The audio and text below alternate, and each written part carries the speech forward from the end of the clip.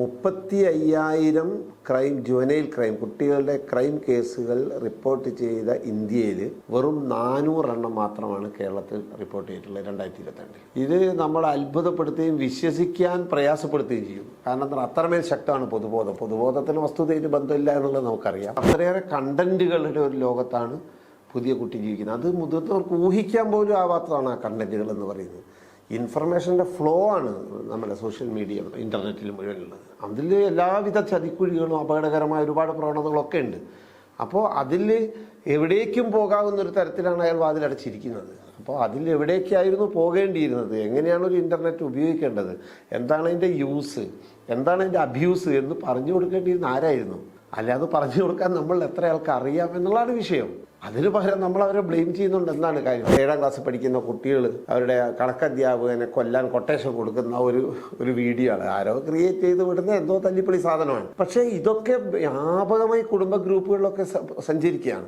പിന്നെ അവിടെ അങ്ങനെ ഉണ്ടാവും, അങ്ങനെ കുട്ടികൾ കൊട്ടേഷൻ കൊടുക്കും. അങ്ങനെ കേരളത്തിൽ എവിടെയെങ്കിലും അധ്യാപകർ കുട്ടികൾ കൊട്ടേഷൻ കൊടുത്തിട്ട്, പ്രൈമറി ക്ലാസ്സിലെ കുട്ടികൾ കൊട്ടേഷൻ കൊടുത്തിട്ട് ഏതെങ്കിലും അധ്യാപകൻ്റെ കയ്യോ കാലോ വെട്ടിയിട്ടുണ്ടോ എന്നുള്ള ലോജിക്കൽ ചിന്തയ്ക്കൊന്നും നമുക്കവിടെ അങ്ങനെ ഒരു സ്റ്റാറ്റിക്സിനോ അങ്ങനെ ഒരു ചിന്തയ്ക്കോ പോലും റോളില്ലാത്ത വിധം നമ്മിലേക്ക് കണ്ടന്റ് വന്നുകൊണ്ടിരിക്കുകയാണ്. ഞങ്ങളുടെ ആ ചൂരൽ ഞങ്ങൾക്ക് തിരിച്ചു തരൂ, ഞങ്ങൾ വീണ്ടും പഴയതുപോലെ സ്കൂളാക്കി തരാം എന്നൊക്കെ പറയുന്ന തരത്തിലുള്ള ഒരുപാട് കമൻറ്റ്സ്.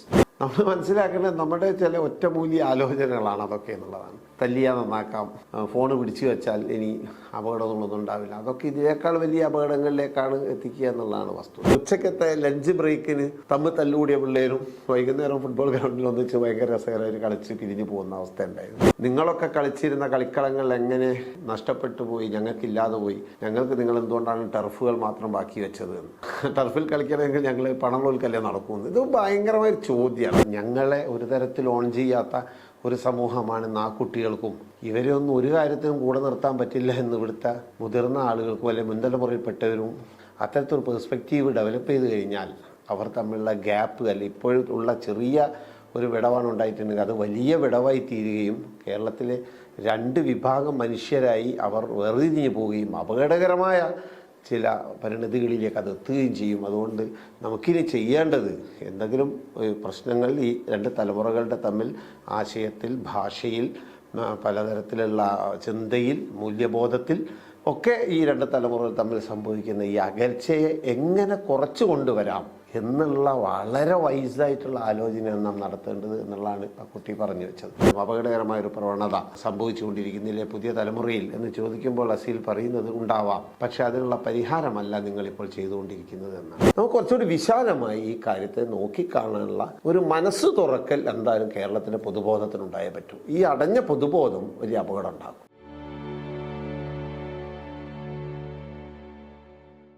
കേരളത്തിൽ ഈയിടെയായി നടന്നുകൊണ്ടിരിക്കുന്ന കുറേ സംഭവങ്ങൾ വളരെയേറെ അസ്വസ്ഥതയുണ്ടാക്കുന്നതും സമൂഹം വളരെയേറെ ഗൗരവത്തിൽ ചർച്ച ചെയ്തുകൊണ്ടിരിക്കുന്നതുമായ പല സംഗതികൾക്കും കാരണമായിട്ടുണ്ട്. പ്രത്യേകിച്ചും പുതിയ തലമുറയിലെ കുട്ടികൾ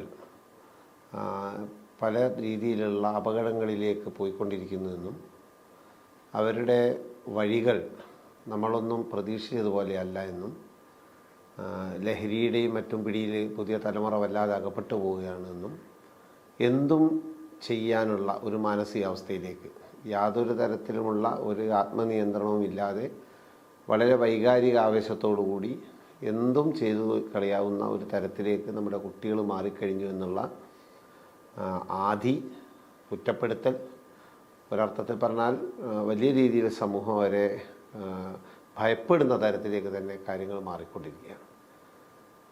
ഇതിന് വളരെ സപ്പോർട്ട് ചെയ്യുന്ന രീതിയിൽ അല്ലെങ്കിൽ ഇത്തരത്തിലുള്ള ഒരു ആശങ്ക ഉണ്ടാക്കുന്ന ആലോചനകളെ ശക്തിപ്പെടുത്തുന്ന രീതിയിൽ സമൂഹത്തിലുള്ള വിവിധ ആളുകൾ, പല മേഖലയിലും പ്രവർത്തിക്കുന്നവർ, പ്രത്യേകിച്ച് മാധ്യമങ്ങൾ, സോഷ്യൽ മീഡിയ ഒക്കെ വഴി കുട്ടികൾ വല്ലാതെ ബ്ലെയിം ചെയ്യപ്പെടുന്ന അവസ്ഥയിലേക്കും കാര്യങ്ങൾ എത്തിയിട്ടുണ്ട്. ഒറ്റപ്പെട്ട ചില പ്രതിരോധങ്ങളെന്നൊക്കെ പറയാവുന്നത് പോലെയുള്ള ചില കൗണ്ടർ നെറേറ്റീവ്സ് വരുന്നുണ്ടെങ്കിലും കാര്യമായി നടന്നുകൊണ്ടിരിക്കുന്നത് കുട്ടികളെ വലിയ രീതിയിൽ പ്രതിക്കൂട്ടിൽ നിർത്തുന്ന തരത്തിലുള്ള ചർച്ചകളാണ് എന്നുള്ളതാണ് വസ്തുത. അത്തരത്തിലുള്ള വസ്തുത നേരത്തെ തന്നെ തുടങ്ങിയിട്ടുണ്ടെങ്കിൽ അത് കുറച്ച് കാലമായി, ഒരു പക്ഷേ ഒരു 3-4 വർഷമായി, പ്രത്യേകിച്ച് പറഞ്ഞാൽ ഒന്നുകൂടെ കൃത്യമായി പറഞ്ഞാൽ ഒരു കോവിഡിന് ശേഷമൊക്കെയുള്ള ഒരു കാലത്ത് കുട്ടികൾക്ക് സംഭവിച്ചിട്ടുള്ള മാനസികാവസ്ഥയിലും അവരുടെ പ്രവർത്തനത്തിലൊക്കെ ഉണ്ടായിട്ടുള്ള ചില സ്വഭാവ വൈകല്യമാണോ വൈശിഷ്ട്യമാണോ എന്താണെന്ന് അറിയില്ല, ഏതായാലും മാറ്റം, സ്വഭാവത്തിൽ അവർ പ്രകടിപ്പിച്ചുകൊണ്ടിരിക്കുന്ന ചില മാറ്റങ്ങൾ നമ്മുടെ ഇവിടെ ചർച്ച ചെയ്യപ്പെട്ടുന്നുണ്ടായിരുന്നു.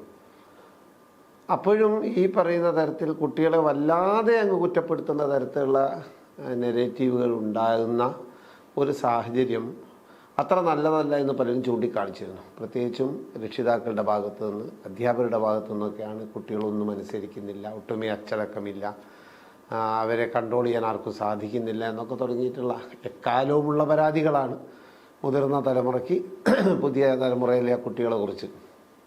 ഒരു തമാശയിൽ പറഞ്ഞാൽ അരിസ്റ്റോട്ടലിൻ്റെ കാലത്ത് 2000 വർഷങ്ങൾക്ക് മുമ്പ് അദ്ദേഹം പറഞ്ഞത് ഇപ്പോഴത്തെ കുട്ടികൾക്ക് അച്ചടക്കമില്ല എന്നാണ്. ഏതാണ്ട് ഇപ്പോഴും നമ്മൾ 2000 കൊല്ലത്തിന് ശേഷം അത് ആവർത്തിക്കുന്ന സാധ്യതകൾ നമ്മളൊക്കെ ചൂണ്ടിക്കാണിച്ചിട്ടുണ്ട് മുമ്പേ. പക്ഷേ ഈ ഒരു വാദത്തിന് ഉപോദ്ബലകമാവുന്ന ചില സംഭവങ്ങൾ, ഒറ്റപ്പെട്ടതെങ്കിലും കേരളത്തിൽ സംഭവിക്കാൻ പാടില്ലാത്ത ചില സംഭവങ്ങൾ ഇപ്പോൾ ഉണ്ടായിട്ടുണ്ട് എന്നത് നമുക്ക് മറച്ചു വെക്കാൻ കഴിയില്ല. അത് നമ്മയൊക്കെ ആശങ്കപ്പെടുത്തുന്നതുമാണ്. ഈ അടുത്ത ദിവസം ഉണ്ടായിട്ടുള്ള ചില, പ്രത്യേകിച്ചും നമ്മുടെ സ്കൂളുകളിൽ നടന്നിട്ടുള്ള ചില കുട്ടികൾ തമ്മിലുണ്ടായ സംഘർഷങ്ങൾ, വളരെ സങ്കടകരമായി ഉണ്ടായിട്ടുള്ള ചില അനുഭവങ്ങൾ, അധ്യാപകരും ആയിട്ട് കുട്ടികൾ നടത്തിയിട്ടുള്ള ചില വാക്കുകൊണ്ടാണെങ്കിൽ പോലും നടത്തിയിട്ടുള്ള ഏറ്റുമുട്ടലുകളൊക്കെ നമ്മൾ വളരെയേറെ അസ്വസ്ഥപ്പെടുത്തുന്ന ചില കാഴ്ചകളായി നമ്മുടെ മുമ്പിലേക്ക് വന്നിട്ടുണ്ട്. അതിൻ്റെയൊക്കെ ഒരു പക്ഷേ വളരെ വളരെ വിശാലമായി അല്ലെങ്കിൽ വളരെ പരക്കെ തന്നെ ഒരുപക്ഷെ കുട്ടിയുടെ പക്ഷത്തുള്ള ഒരാലോചനകളും ഇല്ലാത്ത വിധമാണ് കേരളത്തിൽ നമ്മുടെ സോഷ്യൽ മീഡിയയിൽ അത് പറന്നുകൊണ്ടിരുന്നത്. അപ്പോൾ അതിനൊക്കെ അത്തരം സംഭവങ്ങൾ ഉണ്ടായതോടുകൂടി അതുവരെ ഇങ്ങനെ കുട്ടികളെ പ്രതിസ്ഥാനത്ത് നിർത്തിക്കൊണ്ടുള്ള ആലോചനകൾക്കൊക്കെ കുറെ കൂടി ഒരു ഉറപ്പിക്കൽ ബലം കിട്ടിയതുപോലെയാണ് പൊതുവെ അങ്ങനെ വിമർശിച്ചുകൊണ്ടിരുന്നത്, പറഞ്ഞുകൊണ്ടിരുന്നത്. എന്താണ് ഇതിൻ്റെ വസ്തുത എന്നുള്ള കാര്യത്തിലുള്ള ഗൗരവപ്പെട്ട ആലോചനകൾ വേണ്ടത്ര കേരളത്തിൽ നടന്നിട്ടില്ല എന്നത് ഈ സമയത്തും പറഞ്ഞേ മതിയാവൂ എന്നെനിക്ക് തോന്നുന്നു. ഒറ്റപ്പെട്ട നേരത്തെ പറഞ്ഞുള്ള കൗണ്ടറായിട്ടുള്ള ചില നെഗറ്റീവ്സ്, ചില വിശദീകരണങ്ങൾ, ചില കാഴ്ചപ്പാടുകൾ, ചില സമീപനങ്ങളൊക്കെ രേഖപ്പെടുത്തപ്പെടുന്നുണ്ടെങ്കിലും നമ്മുടെ മുഖ്യധാര മാധ്യമങ്ങളിൽ പോലും ഇതുവരെ കുട്ടികളുടെ ഈ വിഷയത്തെ യഥാർത്ഥ ഒരു സമചിത്തമായ മനസ്സോടുകൂടി, ശാസ്ത്രീയമായ കാഴ്ചപ്പാടോടുകൂടി, മനഃശാസ്ത്രപരമായ ഒരു വിശകലനത്തോടുകൂടി അവതരിപ്പിക്കുന്ന ഒരു നല്ല രീതിയിലുള്ള എഴുത്തുകളോ ഒന്നും അധികം ശ്രദ്ധയിൽപ്പെട്ടിട്ടില്ല. ഈ ഒരു സന്ദർഭത്തിലാണ് നമ്മൾ ഈ ചർച്ച ഈ വേദിയിൽ ഇവിടെ നടത്താൻ ആഗ്രഹിക്കുന്നത്. കുട്ടികളുടെ ഒരു അവസ്ഥയുടെ ഒരു വിശകലനം നടത്തുമ്പോൾ, പ്രത്യേകിച്ച് സ്കൂളുമായി ബന്ധപ്പെട്ട്, വിദ്യാലയവുമായി ബന്ധപ്പെട്ട് നടത്തുമ്പോൾ എനിക്ക് തോന്നുന്നു ഒരു പഴയ കാലത്ത് നിന്ന് വ്യത്യസ്തമായുള്ള ഏറ്റവും വലിയൊരു സവിശേഷത, കുട്ടി ടീച്ചർ എന്ന ദ്വന്ദ്വത്തിൽ നിന്ന് മാറി പാരൻ്റ് കൂടി ഉൾപ്പെടുന്ന ഒരു ട്രയാങ്കുലർ സ്വഭാവത്തിലേക്ക് നമ്മുടെ സ്കൂൾ എഡ്യൂക്കേഷൻ ഏതാണ്ട് വലിയ രീതിയിൽ, പൂർണ്ണമായും എന്ന വാക്ക് ഒരുപക്ഷെ ശരിയാവില്ല, കാരണം അത്തരത്തിലുള്ള രക്ഷിതാക്കളില്ലാത്ത, ഒരുപക്ഷെ അത്തരം സാധ്യതകളില്ലാത്ത കുട്ടികളൊക്കെ അപൂർവമായിട്ടുണ്ടാകും. എങ്കിൽ പോലും ബഹുഭൂരിപക്ഷം വരുന്ന കുട്ടികൾക്കും ആ തരത്തിലുള്ള ട്രയാങ്കുലർ സിസ്റ്റത്തിലേക്ക് നമ്മുടെ സ്കൂൾ എഡ്യൂക്കേഷൻ പ്രത്യേകിച്ച് മാറിയിട്ടുണ്ട്. അതിന് പല കാരണങ്ങളുണ്ട്. അതിലൊന്ന്, പാരൻസൊക്കെ കുട്ടികളുടെ വിദ്യാഭ്യാസത്തെക്കുറിച്ച് വളരെയേറെ ഈഗറായിട്ടുള്ള, വളരെയേറെ അംബീഷ്യസ് ആയിട്ടുള്ള ഒരു കാലമാണ് എന്നുള്ളതൊരു പ്രധാന ഘടകമാണ്. കുട്ടികൾ ഒക്കെ എണ്ണം കുറവാണ് പഴയ കാലത്ത് അപേക്ഷിച്ച് നോക്കുമ്പോൾ. 1-2 കുട്ടികളൊക്കെ എല്ലാ വീട്ടിലുള്ള, അപ്പോൾ അവരുടെ കാര്യത്തിലൊക്കെ രക്ഷിതാക്കൾ വളരെ കൺസേൺ ഉണ്ട്. അതോടൊപ്പം തന്നെ കുട്ടികൾക്ക് ഈ പറഞ്ഞതുപോലെയുള്ള മറ്റ് പ്രത്യേകിച്ചും കോവിഡിന് ശേഷം മറ്റ് സാധ്യതകൾ കൂടി പഠനത്തിലേക്ക് കടന്നു വന്നപ്പോൾ, പ്രത്യേകിച്ചും ഈ ഡിജിറ്റൽ ഡിവൈസൊക്കെ ഒരു പഠനത്തിൻ്റെ കൂടി ഭാഗമായി മാറിയപ്പോൾ രക്ഷിതാക്കളുമായുള്ളൊരു കമ്മ്യൂണിക്കേഷനുള്ള സാധ്യത വളരെയേറെ കൂടുകയും, പണ്ടത്തെ പോലെ എപ്പോഴെങ്കിലും ഒരു PTA മീറ്റിംഗ് വിളിക്കുകയോ അല്ലെങ്കിൽ ഒരു ക്ലാസ് PTA വിളിക്കുകയോ ചെയ്യുന്ന സ്ഥാനത്തുനിന്ന് മാറി നിരന്തരമായി ടീച്ചറും പാരൻസ് തമ്മിൽ കമ്മ്യൂണിക്കേറ്റ് ചെയ്യുന്ന വാട്സപ്പ് ഗ്രൂപ്പുകൾ വഴിയും മറ്റൊക്കെ കമ്മ്യൂണിക്കേറ്റ് ചെയ്യുന്ന തരത്തിലൊക്കെ മാറിയ ഒരു സാഹചര്യമാണുള്ളത്.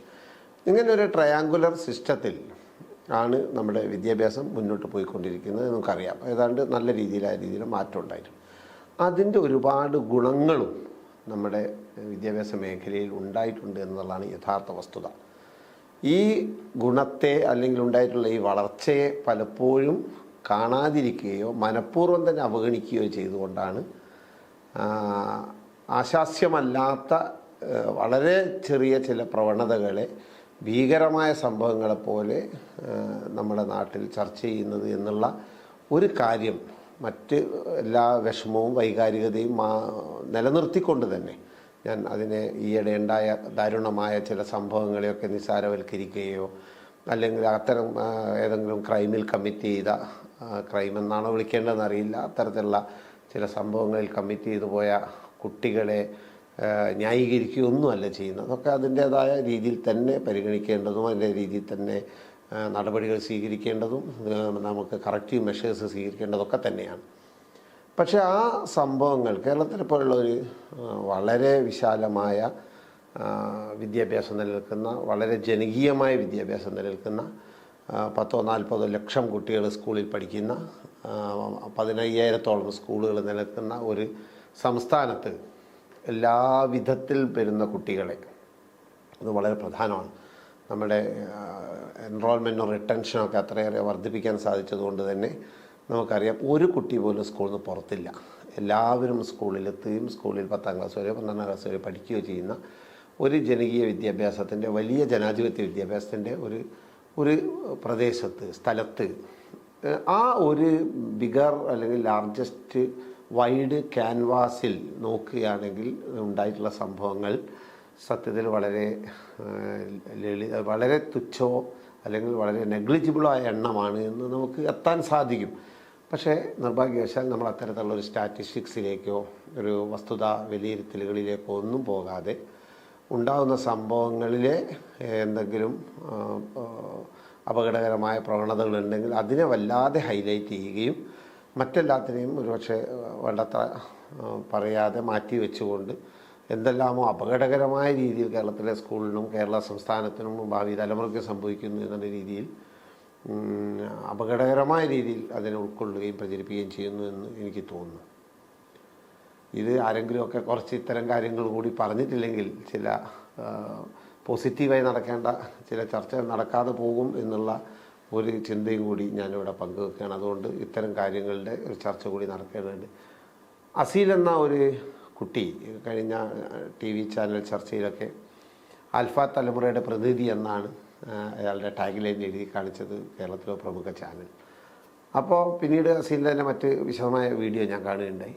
അപ്പോൾ അസീലിനെ പോലെയുള്ള ആളുകൾ പറയുന്നതും കൂടി നമുക്ക് കേൾക്കേണ്ടതുണ്ട് എന്ന് തോന്നുന്നു. കാരണം അവർ പറഞ്ഞത്, അസീലിനോട് അവസാനം ഒരു ഇൻ്റർവ്യൂവർ ചോദിക്കുന്ന ഒരു ചോദ്യമുണ്ട്, ഇതൊക്കെ നിങ്ങൾ എത്ര ന്യായീകരിച്ചാലും അപകടകരമായൊരു പ്രവണത സംഭവിച്ചുകൊണ്ടിരിക്കുന്നില്ലേ പുതിയ തലമുറയിൽ എന്ന് ചോദിക്കുമ്പോൾ അസീൽ പറയുന്നത് ഉണ്ടാവാം, പക്ഷേ അതിനുള്ള പരിഹാരമല്ല നിങ്ങളിപ്പോൾ ചെയ്തുകൊണ്ടിരിക്കുന്നത് എന്നാണ്. അതെന്താണ് എന്ന് ചോദിക്കുമ്പോൾ അത് വിശദീകരിക്കുന്നത്, നമ്മൾ ഈ സംഭവങ്ങളെ ഒരു ഭാഗത്ത് മാത്രം ഇങ്ങനെ നിങ്ങളുടെ മുൻ തലമുറയുടെ അല്ലെങ്കിൽ മുതിർന്ന ആളുകൾ ഈ കുട്ടികൾക്ക് സംഭവിക്കുന്ന വീഴ്ചയെ, കുട്ടികൾക്ക് പറ്റിയ അപകടത്തെ, കുട്ടികൾ പെട്ടിരിക്കുന്ന ഒരു പക്ഷേ ലഹരിയിലോ എന്തോ ആകട്ടെ, ഏത് തരത്തിലുള്ള നൃശംസതയിലായാലും അതിനെ തന്നെ വല്ലാതെ നമ്മളിങ്ങനെ ഹൈലൈറ്റ് ചെയ്ത് പറയും. ഒരു ബാലൻസ് സൂക്ഷിച്ചുകൊണ്ട് കുട്ടികൾ പുതിയ തലമുറയുടെ നന്മകളെ, അവർ കാണിക്കുന്ന മാതൃകാപരമായ ഇടപെടലുകളെ, അവർ ഒരുപാട് നമുക്കറിയാം, ഇത് പല നമ്മുടെ ഇവിടെ നിന്ന് ഡിസാസ്റ്ററുകളുടെ കാലത്തായാലും അല്ലാതെ തന്നെ ഒരുപാട് ചാരിറ്റി ഓർഗനൈസേഷൻസിൽ പ്രവർത്തിക്കുന്ന കാര്യത്തിലായാലും പിന്നെ അവർ ചെയ്യുന്ന മറ്റ് ഒരുപാട് സംഭവങ്ങൾ, മറ്റ് സംഘാടനങ്ങൾ, നമുക്കറിയാം വലിയ ഫെസ്റ്റിവലുകളുടെയൊക്കെ അവരുടെ റോളുകൾ, അങ്ങനെ തുടങ്ങി ഒരുപക്ഷെ കുട്ടികൾ ഏറ്റവും പ്രൊഡക്റ്റീവായിട്ട് അവർ വലിയ രീതിയിലുള്ള പ്രവർത്തനങ്ങൾ നടത്തിക്കൊണ്ടിരിക്കുന്ന വലിയൊരു എണ്ണം കുട്ടികളുമുണ്ട്. ആ കുട്ടികളെയും ആ കുട്ടിത്തത്തെയും ഒന്നും അഡ്രസ്സ് ചെയ്യാതെ അല്ലെങ്കിൽ അത്തരത്തിലുള്ള ബാലൻസ് സൂക്ഷിക്കാതെ നിങ്ങൾ ഇത് തന്നെ പറഞ്ഞാൽ സംഭവിക്കുക ഇതിൻ്റെ തുടർച്ചയായി ഈ കുട്ടികൾ പൂർണ്ണമായും അകന്നു പോകുന്ന, നമ്മുടെ കൈകളിലെ നിയന്ത്രണത്തിൽ നിന്നും പൂർണ്ണമായിട്ട് അകന്നു പോകുന്ന, ഞങ്ങളെ ഒരു തരത്തിൽ ഓൺ ചെയ്യാത്ത ഒരു സമൂഹമാണ് ആ കുട്ടികൾക്കും. ഇവരെ ഒന്നും ഒരു കാര്യത്തിനും കൂടെ നിർത്താൻ പറ്റില്ല എന്ന് ഇവിടുത്തെ മുതിർന്ന ആളുകൾക്കും അല്ലെങ്കിൽ മുൻതലമുറയിൽപ്പെട്ടവരും ഉള്ള ഒരു അത്തരത്തിലൊരു പെർസ്പെക്റ്റീവ് ഡെവലപ്പ് ചെയ്ത് കഴിഞ്ഞാൽ അവർ തമ്മിലുള്ള ഗ്യാപ്പ് അല്ലെങ്കിൽ ഇപ്പോഴുള്ള ചെറിയ ഒരു വിടവാണ് ഉണ്ടായിട്ടുണ്ടെങ്കിൽ അത് വലിയ വിടവായി തീരുകയും കേരളത്തിലെ 2 വിഭാഗം മനുഷ്യരായി അവർ വേർതിരിഞ്ഞു പോവുകയും അപകടകരമായ ചില പരിണതികളിലേക്ക് അത് എത്തുകയും ചെയ്യും. അതുകൊണ്ട് നമുക്കിനി ചെയ്യേണ്ടത് എന്തെങ്കിലും പ്രശ്നങ്ങൾ ഈ 2 തലമുറകളുടെ തമ്മിൽ ആശയത്തിൽ, ഭാഷയിൽ, പലതരത്തിലുള്ള ചിന്തയിൽ, മൂല്യബോധത്തിൽ ഒക്കെ ഈ 2 തലമുറകൾ തമ്മിൽ സംഭവിക്കുന്ന ഈ അകൽച്ചയെ എങ്ങനെ കുറച്ചു കൊണ്ടുവരാം എന്നുള്ള വളരെ വൈസായിട്ടുള്ള ആലോചനയാണ് നാം നടത്തേണ്ടത് എന്നുള്ളതാണ് ആ കുട്ടി പറഞ്ഞു വെച്ചത്. 2 ദിവസം മുമ്പ് നമ്മുടെ അസംബ്ലിയിൽ നടന്ന ഇത് സംബന്ധിച്ച് കേരളത്തിൻ്റെ അസംബ്ലിയിൽ നടന്ന ചർച്ചയിൽ ബഹുമാനപ്പെട്ട മുഖ്യമന്ത്രി പറയുന്ന ഒരു കാര്യവും അതെനിക്ക് തോന്നുന്നു ആ തരത്തിൽ വളരെ വളരെ പ്രധാനമായി നമ്മൾ അഡ്രസ്സ് ചെയ്യേണ്ടതുണ്ട്. അതായത് നമ്മൾ കുട്ടികളുടെ എല്ലാ പോരായ്മകളെ കുറിച്ച് പറയുമ്പോഴും അതിന് കാരണമായി തീർന്ന അല്ലെങ്കിൽ കാരണമായി ഭവിക്കുന്ന എന്തെങ്കിലും കാരണങ്ങളുണ്ടോ എന്ന് മുതിർന്നവരും പ്രത്യേകിച്ച് രക്ഷിതാക്കളും ഒക്കെ ആത്മപരിശോധന നടത്തേണ്ടതുണ്ട്. അതിനനുസരിച്ചുള്ള ചില തിരുത്തലുകൾ നടത്തേണ്ടതുണ്ട് എന്നുള്ളതാണ്. അക്കാര്യം കൂടി നമുക്ക് പരിശോധിക്കേണ്ടതുണ്ട് എന്ന് തോന്നുന്നു. കുട്ടികൾക്ക് ഞാൻ ഇങ്ങനെ ആലോചിക്കുമ്പോൾ കുട്ടികൾ ബന്ധപ്പെടുന്ന മേഖലകൾ എന്തൊക്കെയാണ്? ഒന്ന്, കുട്ടിയുടെ ഒന്നാമത്തെ മേഖല എന്ന് പറയുന്നത് വീട് അല്ലെങ്കിൽ കുടുംബമാണ്. 2 സ്കൂളാണ്. 3 പൊതുസമൂഹമാണ്. 4 അവരുടെ ഒരു പിയർ ഗ്രൂപ്പ് അല്ലെങ്കിൽ സൗഹൃദങ്ങളാണ്. 5-മതായി വേണമെങ്കിൽ നമുക്ക് അവരുടെ സോഷ്യൽ മീഡിയ ഉൾപ്പെടുന്ന അവരുടെ ഒരു പ്ലാറ്റ്ഫോമാണ് എന്ന് പറയുന്നത് ഡിജിറ്റൽ പ്ലാറ്റ്ഫോമാണ്. എന്താണ് സത്യത്തിൽ നമ്മൾ ഒന്ന് വളരെ ആഴത്തിൽ ആലോചിച്ചാൽ ആദ്യത്തെ 3 മേഖലകളിൽ നിന്ന് അവർക്ക് കിട്ടുന്ന സപ്പോർട്ട് നമുക്കൊരു ആത്മപരിശോധന നടത്തി നോക്കണ്ടേ? ആദ്യത്തെ 3 എണ്ണവും എത്രമാത്രം വീക്കാണ് എന്നുള്ളത് പലപ്പോഴും നമ്മൾ ഇത്തരത്തിലെ കേസ് സ്റ്റഡിക്ക് വിധേയമാക്കിയാൽ നമുക്ക് മനസ്സിലാവും. അതായത് ഇത്തരം സംഭവങ്ങൾ ഉണ്ടായിടത്ത് ആ കുട്ടികളുടെ ഫാമിലി ബാക്ക്ഗ്രൗണ്ട് അല്ലെങ്കിൽ അവരുടെ സ്കൂളിലെ അവരുടെ പഠന നിലവാരം, അതുകൊണ്ട് അവരുടെ മറ്റ് സ്കൂൾ ടീച്ചേഴ്സും തമ്മിലുള്ള മറ്റ് ബന്ധങ്ങൾ, അതിൻ്റെയൊക്കെ മറ്റ് പലതരത്തിലുള്ള അതിൻ്റെ ഒരു ബന്ധങ്ങളുടെ ആഴമൊക്കെ പരിശോധിക്കുമ്പോൾ ഈ 3ഇടത്തും അവർക്ക് അപ്രോപ്രിയേറ്റ് അല്ലെങ്കിൽ അവർക്ക് പ്രോപ്പറായുള്ള അക്കോമഡേഷൻ ഉണ്ടോ എന്നുള്ളത്. ഇപ്പോൾ കുടുംബം ഒരുപക്ഷെ ഒരു ഡിസ്ഫങ്ഷണൽ ഫാമിലി എന്ന് തന്നെ ഇപ്പം നമ്മൾ പറയാം. പല കുടുംബങ്ങളും പേരിന് അച്ഛനും അമ്മയും ആങ്ങളെയും ഏട്ടനും ഒക്കെ ഉണ്ടാകാം. പക്ഷേ ഓരോരുത്തരും ഓരോ തുരുത്തുകളായി തീരുന്ന കുടുംബങ്ങൾ. എല്ലാവർക്കും അവരുടേതായ തിരക്കുകൾ, അവരുടേതായ ജോലികൾ, വീട്ടിൽ തിരിച്ചെത്തിയാൽ പോലും ഒന്നിച്ചൊന്നിരിക്കാനോ വർത്തമാനം പറയാനോ ഒരു 16-കാരൻ്റെ അല്ലെങ്കിൽ 14-കാരൻ്റെ ജീവിതത്തിലെ ഇടപെടലുകളെക്കുറിച്ചൊന്നോ അവന് പോലും അല്ല അവൾക്ക് പരസ്പരം പങ്കുവെക്കാനോ വീട്ടിൽ ആരെയും കിട്ടുക പോലും ചെയ്യാത്ത അവസ്ഥയാണ് പല വീടുകളുള്ളതെന്ന് പല പഠനങ്ങളും പറയുന്നു. നമുക്ക് നമ്മുടെ ചുറ്റുപാടുകളിൽ നിന്നറിയാം. സ്കൂള് പലപ്പോഴും കുട്ടിക്ക് വന്നു ചേരുന്നത് മുതൽ അകൽച്ചയാണ് ഉണ്ടാകുന്നെങ്കിൽ എന്തായിരിക്കും അവസ്ഥ? വീട്ടിൽ വളരെ ചെറിയ കുട്ടിയായിരിക്കെ തന്നെ ഭയങ്കര ഒരു ലവിങ് ഫാമിലി സിസ്റ്റത്തിൽ വളരെ ഇൻഡിവിജ്വാലിറ്റി അംഗീകരിക്കപ്പെടുന്ന ഒന്നാണ് കുടുംബം എന്ന് പറയുന്നത്. കാരണം ഇപ്പോൾ നമുക്കറിയാം, ചെറിയ കുട്ടി പോലും വീട്ടിലെ കാര്യങ്ങൾ അഭിപ്രായം പറയുന്ന കുട്ടിയാണ്. അച്ഛനോടും അമ്മയോടും വളരെ ആധികാരികമായി ആ കുട്ടിക്ക് സംസാരിക്കാൻ കഴിയും, ചെറിയ പ്രായത്തിലുള്ള കുട്ടികളോട്. ആ കുട്ടിയാണ് സ്കൂളിലെത്തുമ്പോൾ നിശബ്ദനാക്കപ്പെടുകയോ അല്ലെങ്കിൽ ശബ്ദമില്ലാത്ത ആളാവുകയോ അഭിപ്രായമില്ലാത്ത ആളാവുകയോ തൻ്റെ ഇൻഡിവിജ്വാലിറ്റി അംഗീകരിക്കപ്പെടാത്ത ഒരു കൂട്ടത്തിലൊരാളാവുകയോ ചെയ്യുമ്പോൾ ആ കുട്ടിയിലുണ്ടാകുന്ന അവിടെ മുതൽ കുട്ടി ഒരു പക്ഷേ അതിനോട് ഒരു തരം വിമുഖത, വിപ്രതിപത്തി അല്ലെങ്കിൽ ഒരു തരത്തിലുള്ള എതിർപ്പ് എന്ന് തന്നെ രൂപപ്പെട്ട് മെല്ലെ മെല്ലെ വരുന്നത്. അത് ഒരുപക്ഷെ ചെറിയ പ്രൈമറി ക്ലാസ്സിലൊക്കെ അത് പ്രകടിപ്പിക്കാതെ ഒക്കെ പിടിച്ചു നിൽക്കാൻ അത് ഭയം കൊണ്ടും കഴിവില്ലായ്മ കൊണ്ടൊക്കെ കഴിയും. പക്ഷേ ആ കുട്ടി ഒരുപക്ഷെ കൗമാരത്തിലേക്കൊക്കെ എത്തുന്നതോടുകൂടി വളരെ ഓപ്പണായിക്കൊണ്ട് തന്നെ അയാളുടെ യഥാർത്ഥ ഉള്ള് പ്രകടിപ്പിച്ചു നിന്നിരിക്കും. അനുകൂലമായ സന്ദർഭം വന്നാൽ ചിലപ്പോൾ അയാൾ പൊട്ടിത്തെറിക്കുന്ന അവസ്ഥയിൽ വരെ എത്തിച്ചേരും എന്നുള്ളതിൻ്റെ തെളിവ് നമ്മുടെ മുമ്പിലുണ്ട്. ഇങ്ങനെയാണ് രണ്ടാമത്തെ. മൂന്നാമത്തെ നമ്മൾ നേരത്തെ സൊസൈറ്റിയിലും കൂടി പൊതുവെ കുട്ടികൾക്കൊരു സ്വീകാര്യതയില്ല, മുതിർന്നവരുടെ സ്വീകാര്യതയില്ല, കുഞ്ഞിൻ്റെ പരിഗണനയും ഇല്ലാത്ത, രണ്ടുമില്ലാത്തൊരവസ്ഥയിലാണ് പലപ്പോഴും നമ്മുടെ കൗമാരങ്ങൾ സമൂഹത്തിലുള്ളത്. ഒരു ഡ്യൂ റെസ്പെക്റ്റോ അല്ലെങ്കിൽ ഒരു ഡ്യൂ കൺസിഡറേഷനോ ലഭിക്കാത്ത ഒരു കൗമാരക്കാരനാണ് സമൂഹത്തിലെ കുട്ടി എന്ന് പറയുന്നത്. മാത്രമല്ല പഴയ നാട്ടും പുറത്തൊക്കെ മാതിരി പരസ്പരം അങ്ങോട്ടും ഇങ്ങോട്ടും അറിയുന്ന എന്നാളുടെ മകനല്ലേ അത്, അല്ല എന്നാളുടെ മകളല്ലേ അത് എന്നൊന്നും പരസ്പരം ചോദിക്കുന്നില്ല. നമ്മുടെ കേരളം ഒരു ഗ്രാമം എന്നിനി പറയാൻ കഴിയാത്ത വിധം അർബനൈസ്ഡ് ആണ് അതിൻ്റെ രൂപത്തിലും അതിൻ്റെ സ്വഭാവത്തിലും. അപ്പോൾ പരസ്പരം ഒന്നും അറിയാത്ത സമൂഹത്തിൽ അങ്ങനെ പ്രത്യേക അറിവോ അംഗീകാരമോ ഒന്നുള്ളവരല്ല ഒരു കുട്ടിയും. ഈ മൂന്നിലും കൃത്യമായ ഒരു വിലാസം പോലും ഇല്ലാത്ത കുട്ടി നാലാമത് സ്വാഭാവികമായിട്ടും അവരുടെ കൂട്ട് ചേരുന്ന സൗഹൃദങ്ങളിൽ തന്നെയാണ് അയാളുടെ എല്ലാ വൈകാരികതകളും പരസ്പരം പങ്കുവെക്കുന്നത്.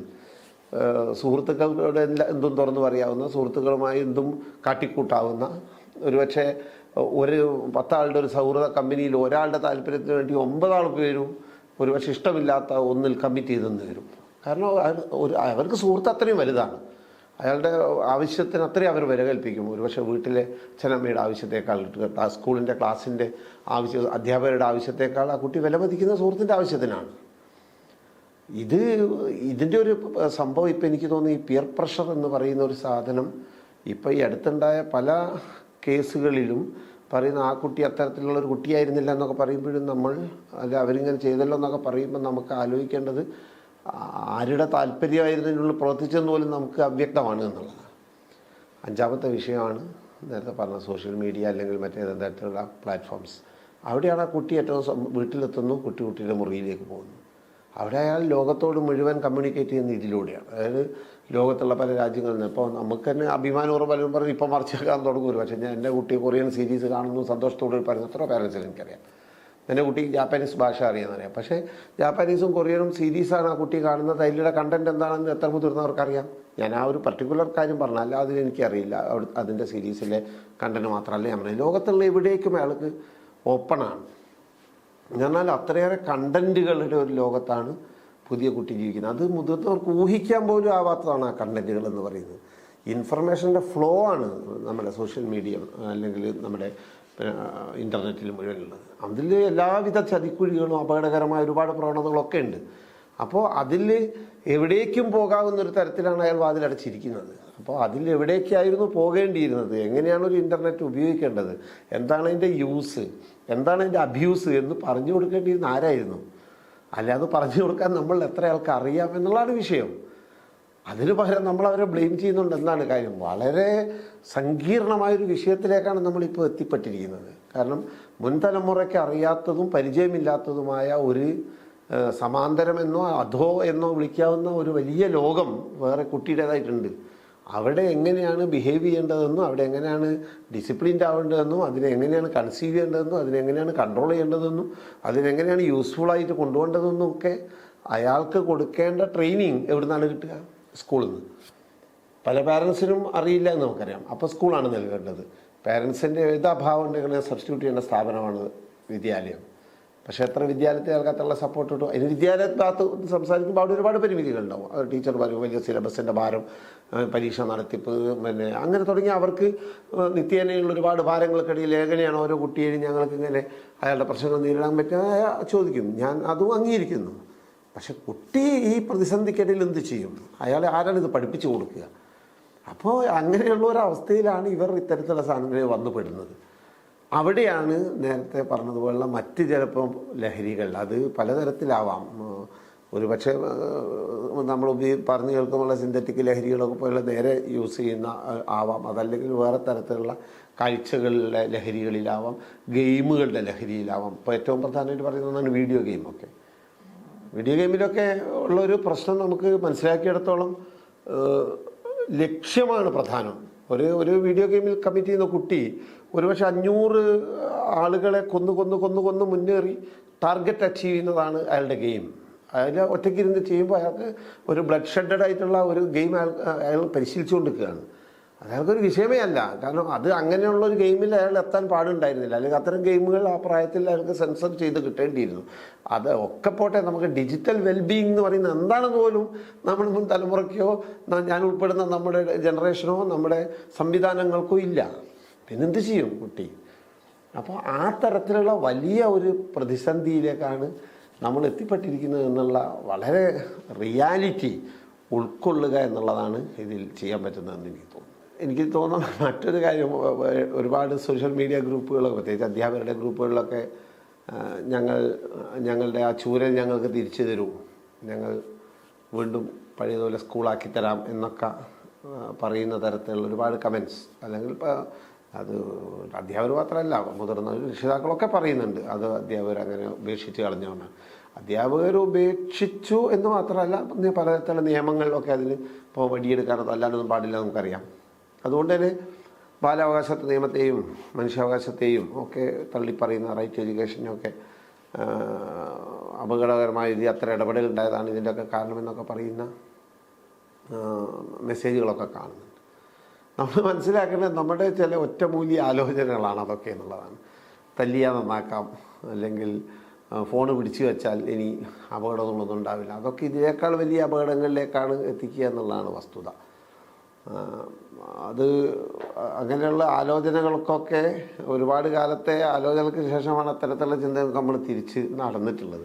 അതൊക്കെ തിരിച്ചു കൊണ്ടുവന്ന് വീണ്ടും നന്നാക്കാമെന്നൊക്കെ പറയുന്നത് 2-3 തരത്തിൽ ആലോചിക്കണം. ഒന്ന്, ഞങ്ങളൊക്കെ വളരെ പെർഫെക്റ്റ് ആയിരുന്നു, ഞങ്ങൾ തല്ലി എല്ലാവരെയും നന്നാക്കിയിരുന്നു തോന്നുന്ന തരത്തിലുള്ളൊരു തോന്നലിൽ നിന്നാണ് ഒന്നുണ്ടാകുന്നത്. 2, കുട്ടികളുടെ ഒരു അവകാശം, മൗലികാവകാശം, അല്ലെങ്കിൽ അവരുടെ വ്യക്തി എന്ന നിലയിലുള്ള അവർക്കുള്ള അംഗീകാരത്തെയൊക്കെ മറ്റൊരാൾക്ക് മേൽ കൈവെക്കാൻ പാടില്ലാത്തതാണ് എന്ന ഏറ്റവും വലിയ നമ്മുടെ ആധുനിക ബോധം, അതൊക്കെ തിരിച്ചറിഞ്ഞിട്ടാണ് നമ്മൾ ഇത്തരം നിയമനിർമ്മാണങ്ങളിലേക്കൊക്കെ എത്തിയത് എന്ന് നമ്മൾ മനസ്സിലാക്കേണ്ടത്. അതുകൊണ്ട് തന്നെ ഒരുപാട് വൈജ്ഞാനിക ശാഖകളുടെ വളർച്ച, ഈ ഇത്തരത്തിലുള്ള തീരുമാനങ്ങളൊക്കെ ഏതോ ഒരു ആൾ ഒരു മണ്ടൻ തീരുമാനമാണ് എന്ന രീതിയിൽ കാണുന്ന ആളുകൾ നിഷ്കളങ്കരിപ്പോഴും ഉണ്ട്.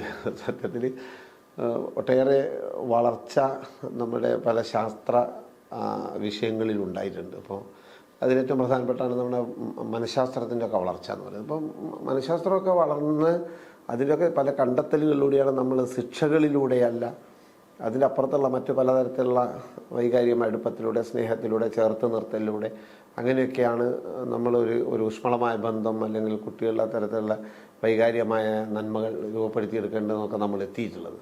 അതൊക്കെ ഇനിയും തിരിച്ചു കൊണ്ടുപോയി ആക്കണം. അതുകൊണ്ട് ക്ലാസ്സിൽ അധ്യാപകർ തന്നെ ഏറ്റവും പവർഫുൾ ആവണം. അവരുടെ ഒരാജ്ഞയ്ക്ക് മുമ്പിൽ നിൽക്കുന്ന ഒരു അടങ്ങിയിരിക്കുന്ന കുട്ടി, അച്ചടക്കം എന്ന വാക്ക് തന്നെ നമുക്കറിയാം, ഒരു അച്ചിൽ അടക്കുക, എവിടെയോ ഒരു ഉണ്ടാക്കി വെച്ചാൽ നമ്മൾ ഉണ്ടാക്കി വെച്ചൊരു നൈതികമായ ഒരു കേന്ദ്രമുണ്ട്, അല്ലെങ്കിൽ ഒരു സ്ട്രക്ചറുണ്ട്, അതിൻ്റെ ഉള്ളിൽ അടക്കി വെക്കലാണ് എന്നൊക്കെ വിചാരിക്കുന്ന ഒരു ധാരണ പിശകുകൾ നമ്മുടെയൊക്കെ പല ഭാഗങ്ങളിലുണ്ട്. അതൊക്കെ ഇനിയും മുന്നോട്ട് കൊണ്ടുപോകാൻ കഴിയുന്നതല്ല. തീർച്ചയായും നമുക്ക് മാറിയ ചില ആലോചനകൾ ഉണ്ടായേ പറ്റൂ. രസകരമായുള്ള മറ്റൊരു കാര്യം, ഇപ്പം വന്നുകൊണ്ടിരിക്കുന്ന ഒരു കണക്ക് ഇത് നോക്കിയാൽ നമുക്ക് ഇപ്പോൾ ഈ കഴിഞ്ഞ ഒരു 5-6 വർഷമായി, 5-10 വർഷമായി ഭയങ്കരമായി കുട്ടികളുടെ ക്രൈം കൂടിക്കൊണ്ടിരിക്കുകയാണ് എന്ന തരത്തിലുള്ള ഒരു സാധാരണീകരണം, അല്ല ഒരു പൊതുബോധം ഇപ്പോൾ കേരളത്തിൽ ശക്തമാണ്. കേരളത്തിലൊരു ടോട്ടൽ പോപ്പുലേഷൻ്റെ 95% ആളുകൾ വിശ്വസിക്കുന്നത് കഴിഞ്ഞൊരു 10 കൊല്ലത്തിനിടയിൽ കേരളത്തിൽ crime rate, juvenile crime rate വളരെയേറെ കൂടിയിട്ടുണ്ട് എന്നാണ്. അതിൻ്റെ ഏറ്റവും വലിയ വിരോധാഭാസം അല്ലെങ്കിൽ തമാശ എന്ന് തോന്നിപ്പോവും അതിൻ്റെ കണക്ക് പരിശോധിച്ച് കഴിഞ്ഞാൽ. നാഷണൽ ക്രൈം റെക്കോർഡ്സ് ബ്യൂറോയുടെ കണക്ക് പട്ടിക പരിശോധിച്ചാൽ കഴിഞ്ഞ 10 വർഷത്തിനിടയിൽ കേരളത്തിൽ അന്നുണ്ടായത് 2012 മുതൽ 2022 വരെയുള്ള കാലഘട്ടത്തിൽ 3-1 ക്രൈം റേറ്റ് കുറഞ്ഞിട്ടുണ്ട് എന്നാണ്. അതായത് 35,000 ജുവനൈൽ ക്രൈം, കുട്ടികളുടെ ക്രൈം കേസുകൾ റിപ്പോർട്ട് ചെയ്ത ഇന്ത്യയിൽ വെറും 400 മാത്രമാണ് കേരളത്തിൽ റിപ്പോർട്ട് ചെയ്തിട്ടുള്ളത് 2022. ഇത് നമ്മൾ അത്ഭുതപ്പെടുത്തുകയും വിശ്വസിക്കാൻ പ്രയാസപ്പെടുത്തുകയും ചെയ്യും. കാരണം അത്രമേൽ ശക്തമാണ് പൊതുബോധം. പൊതുബോധത്തിന് വസ്തുതയിൽ ബന്ധമില്ല എന്നുള്ളത് നമുക്കറിയാം. കാരണം 2024 കഴിഞ്ഞ വർഷത്തെ ഓക്സ്ഫോർഡിൻ്റെ കീവേഡായിട്ട് തിരഞ്ഞെടുത്തത് ബ്രെയിൻ റോട്ടാണ്.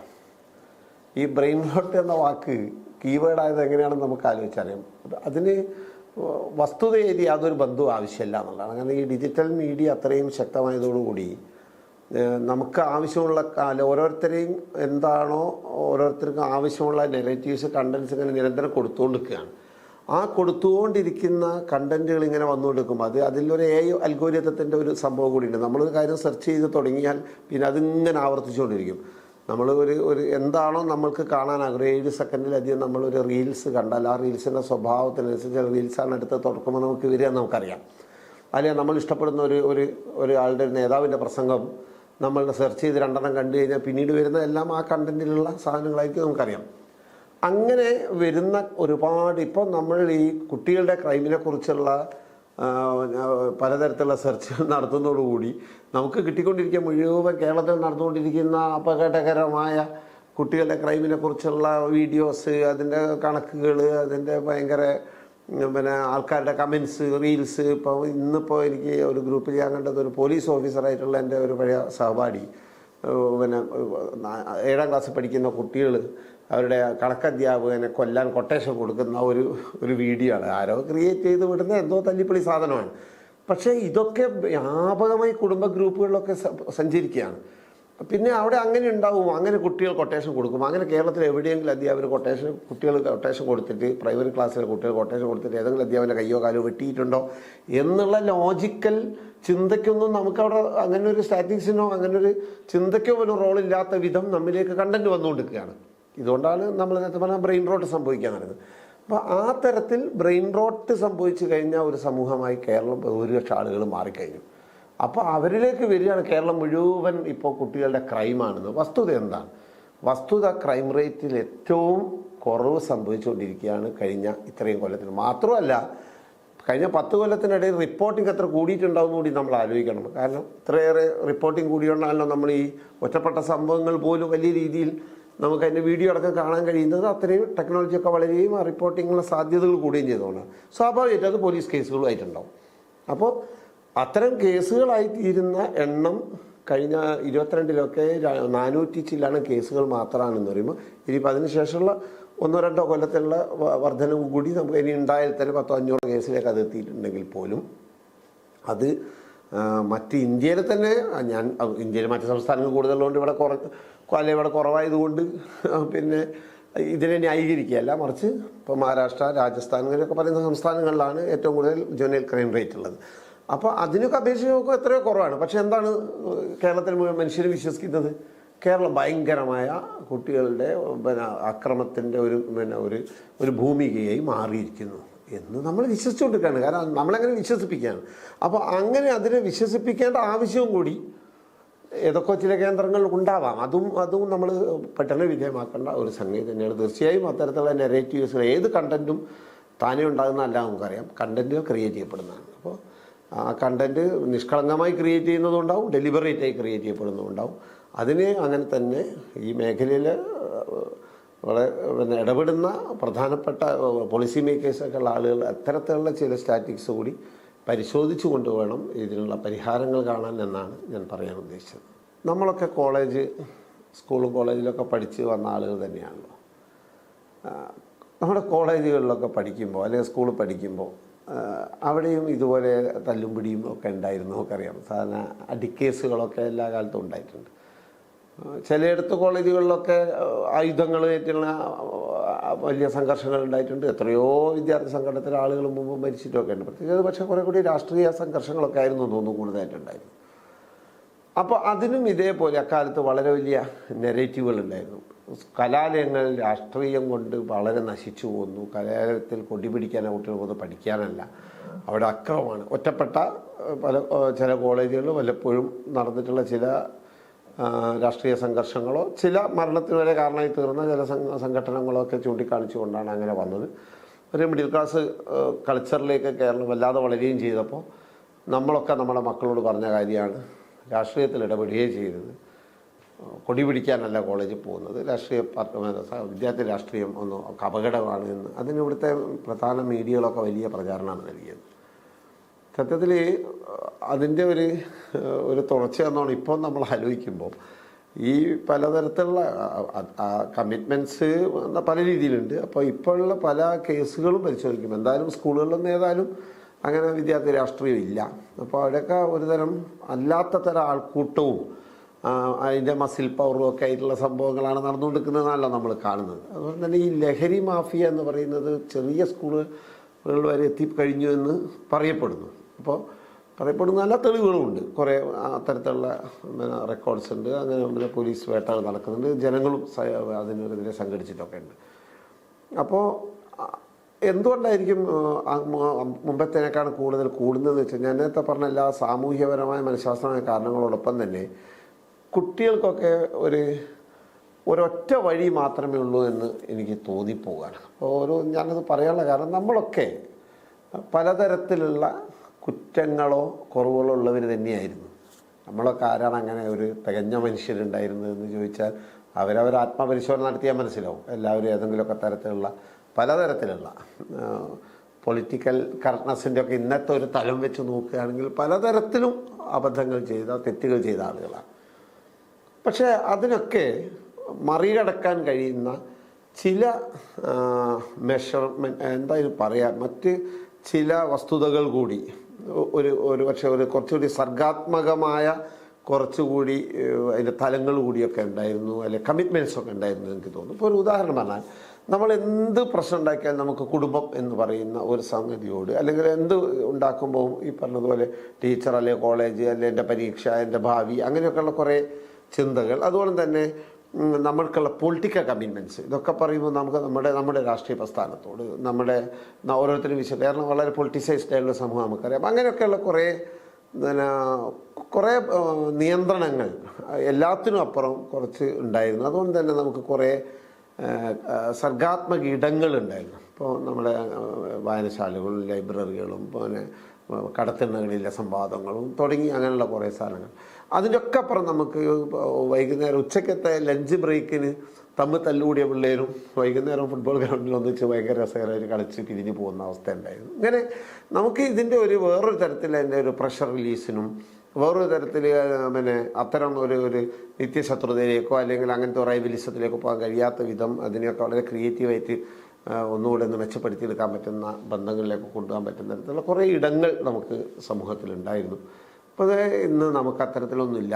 ഞാൻ നേരത്തെ പറഞ്ഞ അസീൽ ഒരു ചോദ്യം ചോദിക്കുന്നുണ്ടായിരുന്നു കഴിഞ്ഞ ദിവസം, നിങ്ങളൊക്കെ കളിച്ചിരുന്ന കളിക്കളങ്ങൾ എങ്ങനെ നഷ്ടപ്പെട്ടു പോയി, ഞങ്ങൾക്കില്ലാതെ പോയി, ഞങ്ങൾക്ക് നിങ്ങൾ എന്തുകൊണ്ടാണ് ടർഫുകൾ മാത്രം ബാക്കി വെച്ചത് എന്ന്.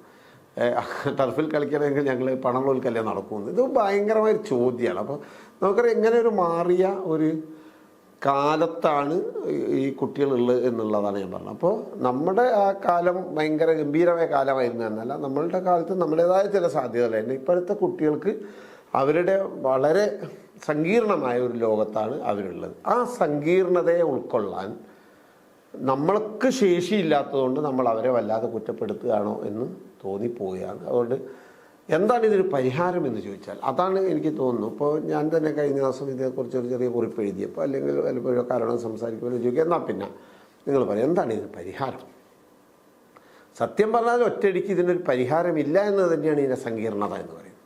അങ്ങനെ പരിഹാരം നിർദ്ദേശിക്കാനൊന്നും ഒരാൾക്കും കഴിയുമെന്ന് എനിക്ക് തോന്നുന്നില്ല. നമുക്കത് മാനേജ് ചെയ്യാനാണ് കാര്യമായി സാധിക്കുക. മാനേജ് ചെയ്യണമെങ്കിൽ നമുക്ക് കുറേ കൂടി നമ്മുടെ ഇപ്പോഴത്തെ ഒരു മാനസികാവസ്ഥയിൽ നിന്ന് നമ്മളൊന്ന് മാറ്റി പിടിച്ചാൽ മതിയാവും. നമുക്ക് കുറച്ചുകൂടി വിശാലമായി ഈ കാര്യത്തെ നോക്കിക്കാണാനുള്ള ഒരു മനസ്സ് തുറക്കൽ എന്തായാലും കേരളത്തിൻ്റെ പൊതുബോധത്തിനുണ്ടായേ പറ്റൂ. ഈ അടഞ്ഞ പൊതുബോധം വലിയ അപകടം ഉണ്ടാകും.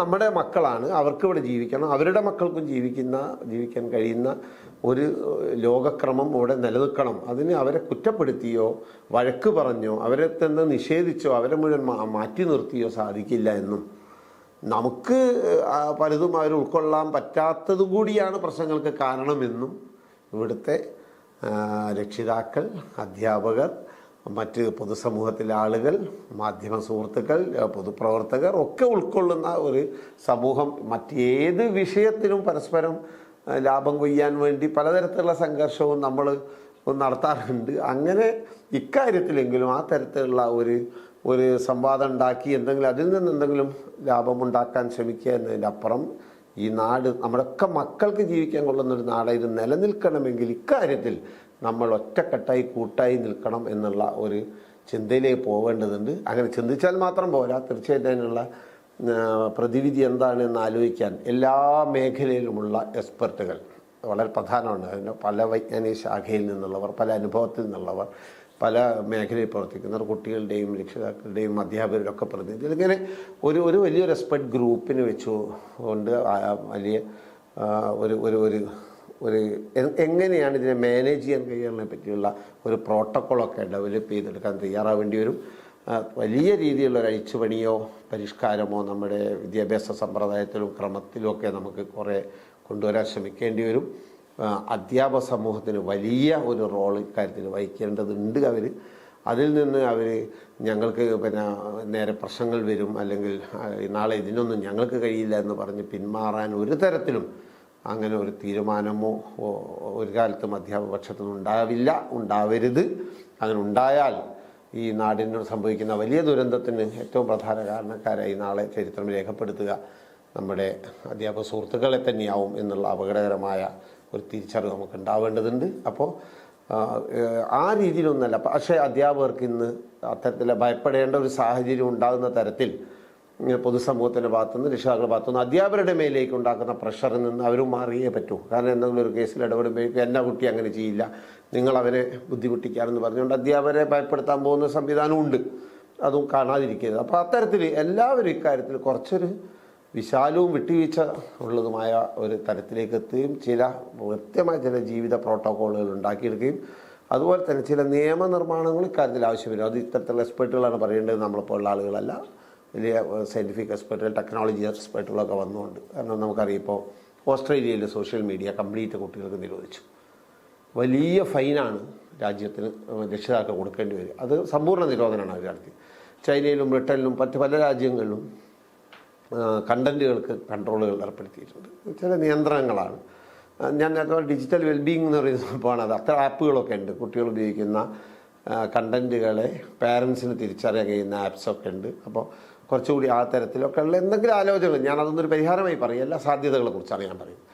അപ്പോൾ അത്തരത്തിലുള്ള ചില ആലോചനകളൊക്കെ നടത്തിക്കൊണ്ട് അതിനും ചില നിയന്ത്രണങ്ങൾ, സൈറ്റുകളുടെ കാര്യത്തിലായാലും സീരീസുകളുടെ കാര്യത്തിലായാലും ഒക്കെ ചില നിയന്ത്രണങ്ങൾ ഏർപ്പെടുത്താം. അതുകൊണ്ട് തന്നെ സ്ക്രീൻ ടൈം സംബന്ധിച്ചൊക്കെ കുടുംബത്തിനകത്തുണ്ടാവേണ്ട ചില നല്ല ഡിസിപ്ലിനുകൾ, ഒരു കുട്ടിയുടെ ഒരു പരമാവധി സ്ക്രീൻ ടൈം അല്ലെങ്കിൽ ഒരു പേഴ്സണാലിറ്റിയുടെ ഏത് അച്ഛൻ്റെ അല്ല അമ്മയുടെ സ്ക്രീൻ ടൈം കുറച്ചുകൂടി എങ്ങനെ ചുരുക്കാം എന്നുള്ളതിനെപ്പറ്റി, വീട്ടിൽ എങ്ങനെ ആരോഗ്യകരമായ ഒരു സൗഹൃദ അന്തരീക്ഷം പഴയതുപോലെയൊക്കെ തിരിച്ചു കൊണ്ടുവരാൻ പറ്റും, അത് വളരെ നിർണായകമാണെന്ന് എനിക്ക് തോന്നുന്നു.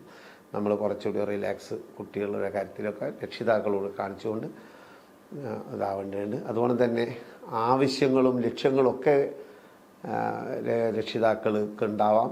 മക്കൾ അത് ആഗ്രഹിച്ചോട്ടെ. മക്കളെ നിങ്ങൾ ആ രീതിയിൽ തന്നെ കൊണ്ടുപോവുകയും വേണം. അംബീഷ്യസ് ആവണം നിങ്ങൾ.